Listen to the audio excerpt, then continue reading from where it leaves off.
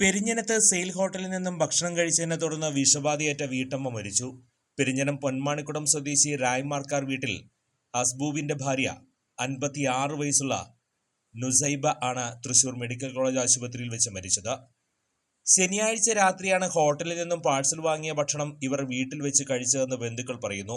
ഭക്ഷണം കഴിച്ച 4 പേർക്ക് ബുദ്ധിമുട്ടുകൾ അനുഭവപ്പെട്ടതിനെ തുടർന്ന് പെരിഞ്ഞനം സാമൂഹ്യാരോഗ്യ കേന്ദ്രത്തിൽ പ്രവേശിപ്പിച്ചു. തിങ്കളാഴ്ച സ്ഥിതി മോശമായതിനെ തുടർന്ന് നുസൈബിയെ ഇരിങ്ങാലക്കുട ജനറൽ ആശുപത്രിയിലേക്കും വൈകിട്ട് തൃശൂർ മെഡിക്കൽ കോളേജ് ആശുപത്രിയിലേക്കും മാറ്റുകയായിരുന്നു. ചികിത്സയിലിരിക്കെ ഇന്ന് പുലർച്ചെ 3 മണിയോടെയാണ് മരിച്ചത്. ഉമ്മയുടെ കണ്ടീഷൻ പെട്ടെന്നാണ് മാറിയത്. അത് മരണപ്പെട്ടതിന് ശേഷം ഉണ്ടായത് നമ്മുടെ കയ്പമംഗലം പോലീസ് സ്റ്റേഷനിലേക്ക് വിവരം അറിയിച്ചിട്ടുണ്ടായിരുന്നു. പക്ഷെ എന്തോ ഒരു കൺഫ്യൂഷൻ ഇക്കാര്യത്തിലുണ്ടായിരുന്നു. ഒരു വ്യക്തത കുറവിൻ്റെ ഭാഗമായിട്ടാണ് അവർ ബോഡി ഇവിടെ എത്തിച്ചത്.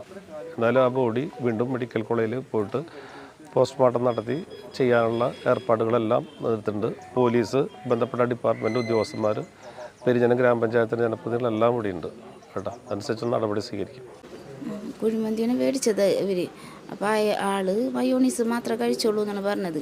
അപ്പോൾ ആൾക്ക് ബുദ്ധിമുട്ടൊന്നും ഉണ്ടല്ലോ. പക്ഷേ അനിയത്തിക്കും മക്കൾക്കൊക്കെ ബുദ്ധിമുട്ടായിട്ട് അവർ അവിടെ ഹോസ്പിറ്റലിലായിരുന്നു. ഇന്നിപ്പോൾ അനിയത്തിക്കും മക്കൾക്ക് കൂടുതലായിട്ട് ഇരിങ്ങാലക്കുടയിലേക്ക് കൊണ്ടുപോയി.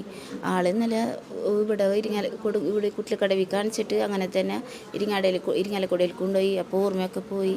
അങ്ങനെ അങ്ങനെ തന്നെ തൃശ്ശൂർ മെഡിക്കൽ കോളേജിൽ ഇന്നലെ കൊണ്ടുപോയി. ഒരു മണിയൊക്കെ ആയപ്പോഴേക്കിനും മരണപ്പെട്ടു. വെളുപ്പിന് 6:30 ആയപ്പോഴേക്കിനും കൊണ്ടുപോകണം.